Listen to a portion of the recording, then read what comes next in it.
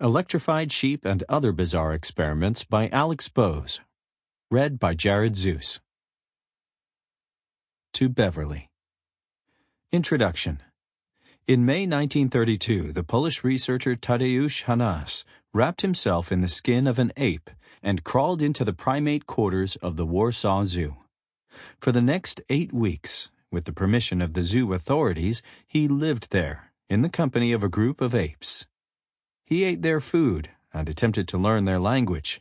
When he emerged in June, undoubtedly smelling a little ripe, he faced a crowd of curious reporters.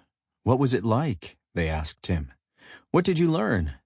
He straightened himself up, tried to look as serious as possible, and replied that he had discovered the habits of apes to be extremely similar to those of men. I feel a sense of kinship with Hanas. Like him, I've been living with some pretty strange companions. It's been a little over a year since I closed the door of my office and took up residence with them. And now I emerge into the glare of the sunlight, blinking, looking around a little dazed, to present you with this book, which is the result of my year among them. Unlike Hanas, my companions weren't apes. They were mad scientists. Johann Wilhelm Ritter was one of them. He was a German physicist who systematically electrocuted every part of his body to investigate what it would feel like. Then there was Friedrich Hosel, who carefully measured the rate at which knots, glass balls, and steel bolts passed through his digestive tract.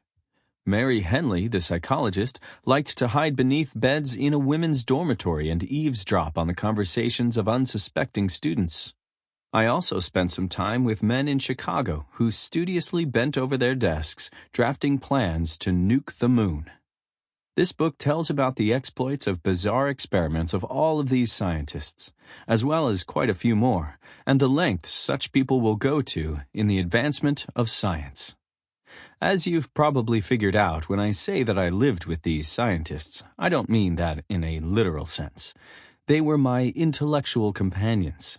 I tracked their exploits through journals, newspapers, and books.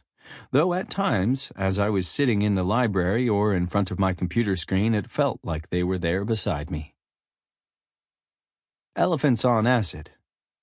4 years ago, I wrote a book called Elephants on Acid, also about weird science. The book you're now reading continues the chronicle of eccentric experimentation I started there. I couldn't resist the tug of the mad scientists, pulling me back to spend more time with them. This time around, I lingered for a longer time with the subjects and characters.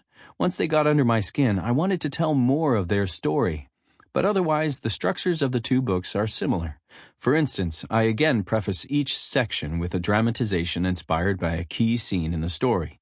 In these prefaces, I tried to stick as close as possible to real life, though usually I had to make an educated guess at how events may have transpired, and I took some artistic liberties, such as adding dialogue, to heighten the drama.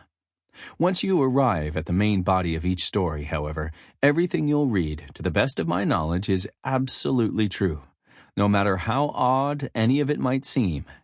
You'll find a collection of references for further reading at the back of the book, should you wish to delve deeper into any topic. Because I designed Electrified Sheep to complement Elephants on Acid, I avoided discussing experiments that I already described in the previous work. So if you're wondering why such and such famous weird experiment is missing from these pages, it may well be because it's in Elephants on Acid. There are, however, several occasions in which I touch on topics explored in the earlier book. For instance, I look again at vomit-drinking doctors and the home-rearing of apes.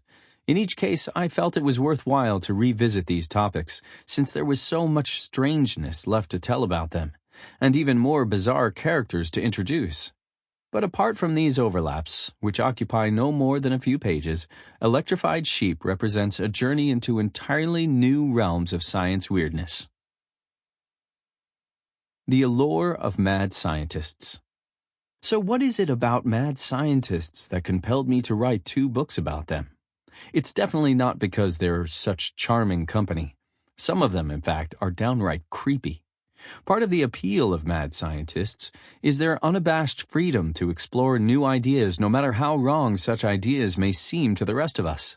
Most of us have odd notions that pop into our heads from time to time, but we don't act on them. Sample complete. Ready to continue?